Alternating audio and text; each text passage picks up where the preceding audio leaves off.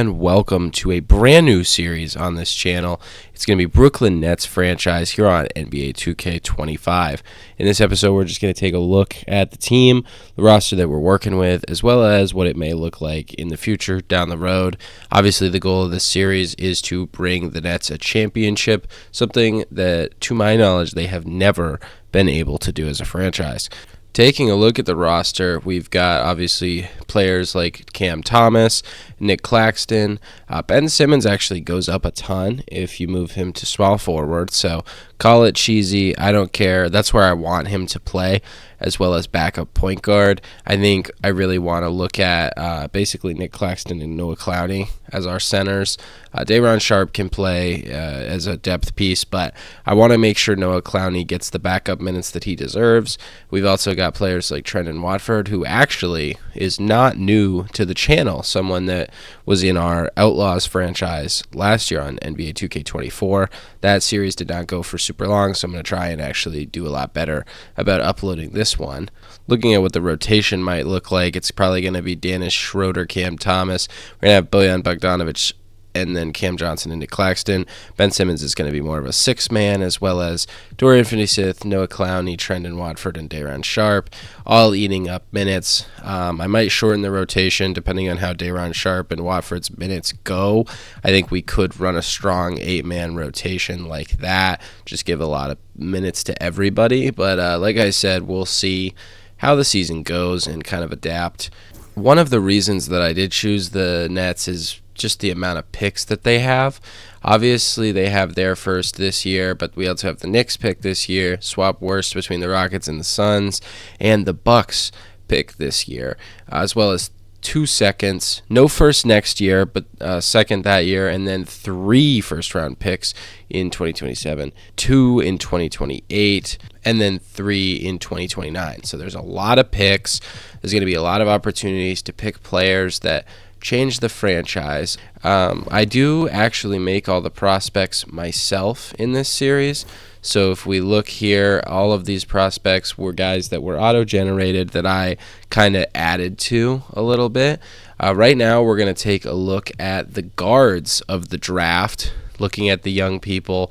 Right now, Caden Banks at the start of the year is the projected number 1 draft pick, 6'6", 195. He is freshman at Duke this year, so it'll be interesting. Obviously, they haven't started their season yet, but these is the assessment on him. Not a ton of weaknesses, but he's got good playmaking ability. He's pretty good defender for this stage, and he's a good finisher. He's definitely an all-around guard, but he can space the floor. Don't get it twisted. Really just an all-around guy, and here's what he looks like. I do take a lot of time trying to edit the players and give them a realistic feel, just in terms of their accessories and their hair, their tattoos. I just think the game auto-generates these players very poorly, so I want to make sure that I put some effort into making it feel a little bit more immersive. There's a lot of talent in the draft. I would say another player that is very, very good would be Vinnie Patterson. At 6'4", 196, 19 years of age, he does project to be pretty easily a lottery pick, a good playmaker, good defender. He is definitely an international prospect, but we're not totally sure what his ceiling is. We don't have enough information on him yet, but if you look at his strengths, he's a good teammate. He's a good defender, as we've said, but he's not super athletic, so that's definitely hurting his stock. And he's not exactly the worst, shooter or scorer there is, but it's just, lack of athleticism really prevents him from being a top prospect like Caden Banks.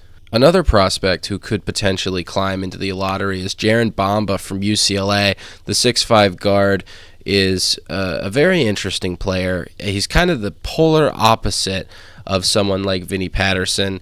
To say that Bamba's athleticism is incredible would just be an understatement to how dominant he is on that side of the ball. He's a great interior player. He's a good defender. He's a good high-effort, high-energy guy. Definitely right now tracks to be in the middle of the first round, but he could definitely have his stock climb if he shows a little bit more potential as a scorer. Down the board, there's definitely some talent here, like Onyx Robinson out of Michigan State, 6'5" guard. He's got good size, good playmaking. He's a good athlete. Definitely someone that you would look at around pick 23 and call that a bargain. Right now it has Xavier Lacey projected to be a top 5 pick. I don't know if I agree with that right now. His overall doesn't project to be great right off the bat. He's definitely a project, but the potential is high with him. He's a good playmaker. He's, kind of like Chris Paul. Good mid-range scorer. He's a good playmaker. Defense is a little questionable. 6'3" is not undersized by any means, but compared to some of the guards in this draft, they're a little bit bigger, a little bit stronger, more athletic. Xavier Lacey is more of a traditional point guard. This year out of Stanford, he could have his opportunity to rise or fall or maintain his position in the draft. He's going to be a wild card in that area for sure. Next, we look at Wyatt Yates, 6'4" guard out of Alabama. Great playmaker, great three-point shooter, decent athlete. Again, nothing too crazy. He projects to be a very solid NBA player. I think he has all of the skills that you want at the guard position. He does have a lot of defensive upside as well, but I wouldn't say that off the bat he's going to be, ripping guys clean. He's definitely an interesting player.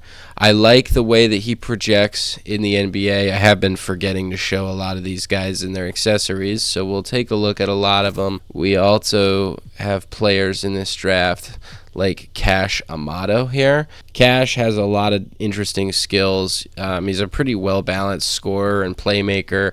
Not anything crazy as an athlete or a defender, although he does give good effort on that side of the ball. He's a 21-year-old junior at Syracuse, and he definitely projects to be a potential first-round pick. There's a look at Cash Amato and his accessories, if anyone was interested, as well as a look at Xavier Lacey here. Here's a look at Onyx Robinson and his accessories. And here's Jaron Bamba. And last but certainly not least, Vinny Patterson. That would not be all of the guards, as there's a lot of guards that are listed at shooting guard. I'm going to look at these players in different positions in the next coming videos, but I want to look at all of the guards, all of the wings, and then all of the bigs. Russell Frazier is definitely someone that I would consider to be a guard. He is 6'5". He starts at the 2, but realistically could transition very well to the point guard role. He is a good playmaker, but he is a great scorer. He's an athlete, but he can shoot the ball very well. The guard out of Iowa is someone to watch, definitely going in the top 3, but potentially making his way to the top pick. Elton Brewer is another guy. Could have his stock climbing this year. Another good shooter, good defender, good athlete. He's really the triple threat. Elton Brewer out of Duke is definitely someone to look at going forward. Kirk Miles is another mid-first round, potentially up into the lottery guy. A good three-point shooter, a good athlete. Not really the best playmaker, but he's a little undersized, so his backup position is going to be point guard. But he has all the makings of, a good 3-and-D guard. Probably someone you'd rather play off the ball rather on, but maybe kind of like a Jaden Hardy type of player off the bench. Definitely could be useful in the lottery. And Ciro Navarro is definitely a guy that could sneak up into the first round. He is a foreign prospect from Spain, age 22, so he's definitely on the older side. He's got a lot to polish up in his game, but he is a good three-point shooter, kind of that JJ Barea type of guy. Could potentially be great for a contender at the end of the bench. We'll look at the other positions in the next episode, but I want to ask something to any of those people who are watching, and because I want to see, before I start the series, if we want to do one of two different types of gameplay. I want to decide between either having real player percentage on the shot or if user timing is going to be good, because on Hall of Fame it's a little hard to green threes, and I think that the computer might be a little bit better at this. So I'm going to play one game to 21 with both real player percentage, and then with just the regular shot timing, and I'll compare the two games. That's what this episode is going to be, and then we'll start the NBA season in the next episode. That's an interesting move by Milton. Kind of gets by Schroeder on that play. Thomas around the Claxton screen is going to shoot the jumper, but it's short. In transition, Milton pushing, and he gets the layup to go. We're going to need a lot out of Cam Thomas. Definitely going to have him initiating a lot of the time. He's going to try and throw that, but Claxton just not on the same page with him. Cam Johnson erases the mistake. They try and go inside and turn it right back over. Simmons driving coast to coast, essentially, with the dunk. Getting whooped by the backups right now. Interesting for sure, as we're going to get that out to Bogdanovich, who cannot hit the three. Johnson pushing on the break. Scores over Thomas to take an 8-0 lead. Claxton setting another screen for Thomas. Waits for him and throws the lob. You're going to see a lot of that. Trying to get Cam Thomas involved as a playmaker. Schroeder will definitely have his role in the pick and roll as well, but I want to get Cam Thomas's role on the team a little bit more interesting. We need him to be a multi-dimensional player, and that starts on just playmaking, and then eventually we'll try and look for defense. But one thing at a time for sure. Gonna have Claxton come over again. Pick and roll. Oh, and I just mistimed it. That's my bad. Up top, Schroeder's gonna take a screen from Claxton. He's going to throw him a lob, and the computer just knows exactly what we're doing, and we're just going to leave that wide open on the fast break. We're going to have Cam Johnson on the pick and fade. Schroeder is going to get all the way to the layup.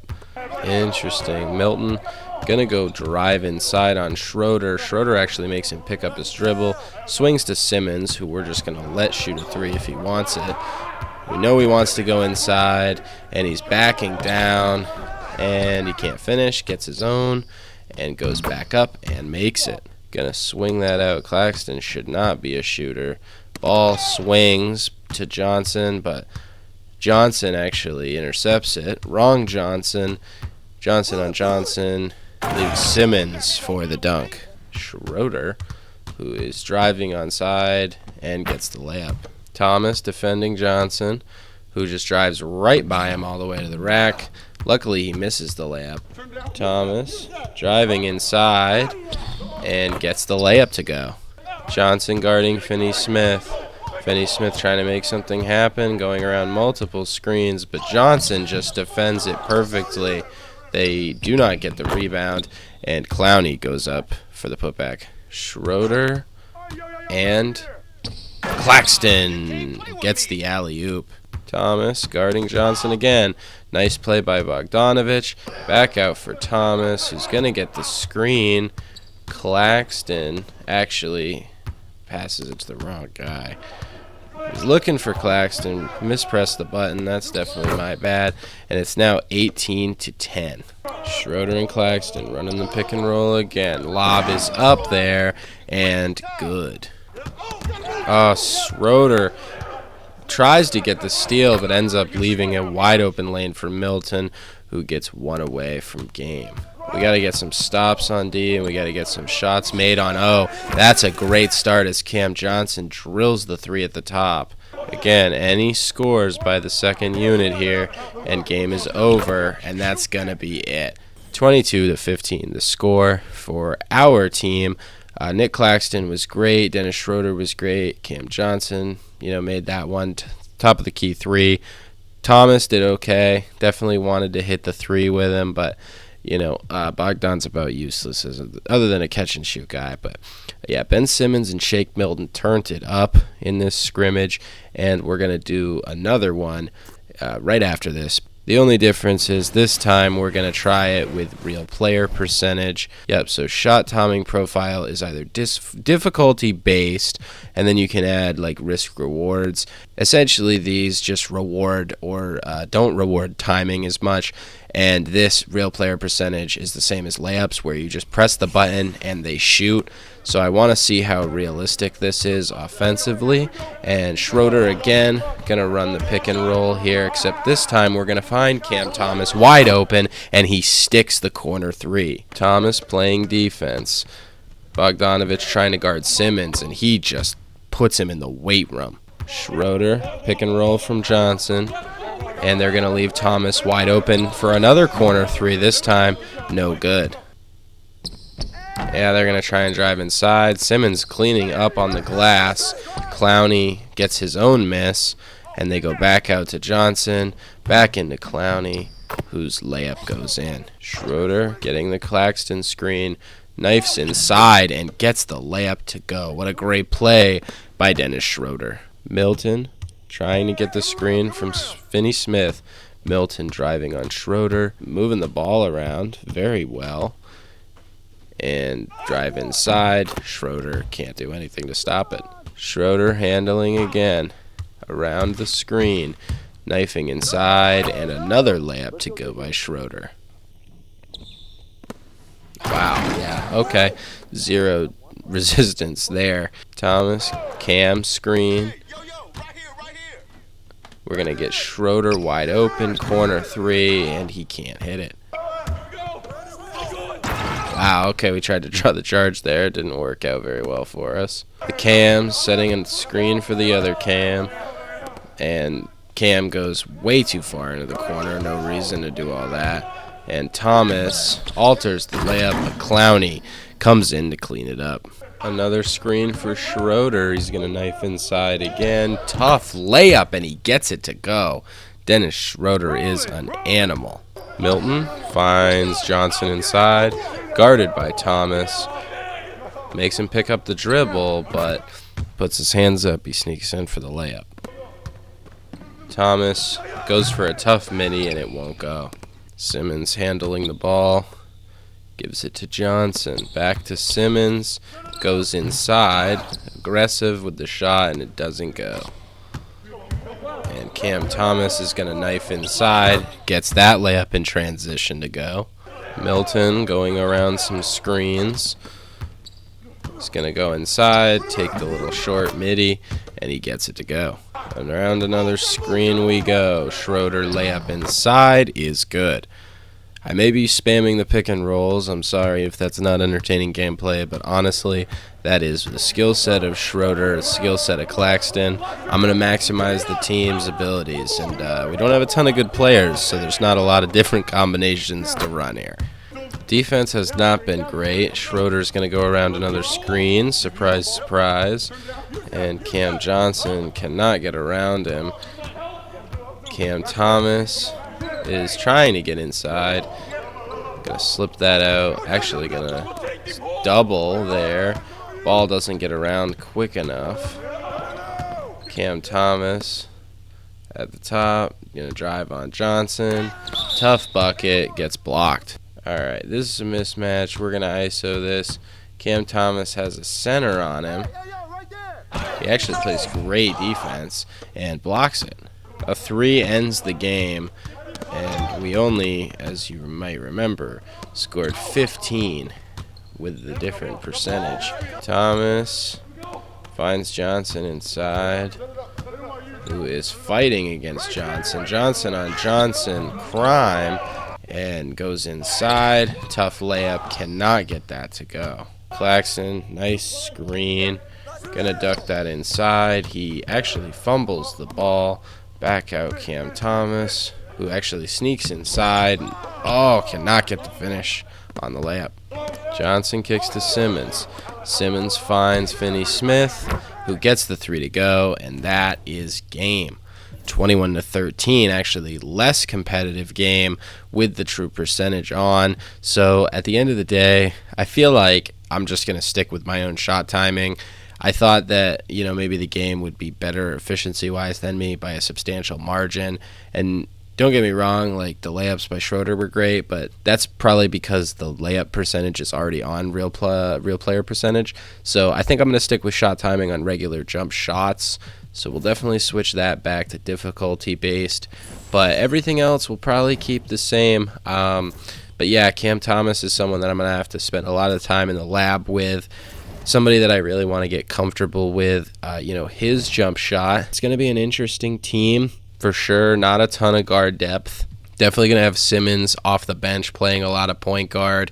We'll have to see how all that goes. I do like Dorian Finney-Smith and Cam Johnson, as well as Noah Clowney. I think he's going to be someone we're going to have to develop in this series. Maybe somebody, he does have a jumper, somebody that can we look at like Naz Reid, maybe something like that. Maybe someone eventually who can talk about playing his way into the starting lineup, provided that we have good enough depth at the center position. But yeah, I feel like that kind of covers the team. In the next episode, we'll play our first game against the Atlanta Hawks. But until then, I will catch you in the next one. Take care.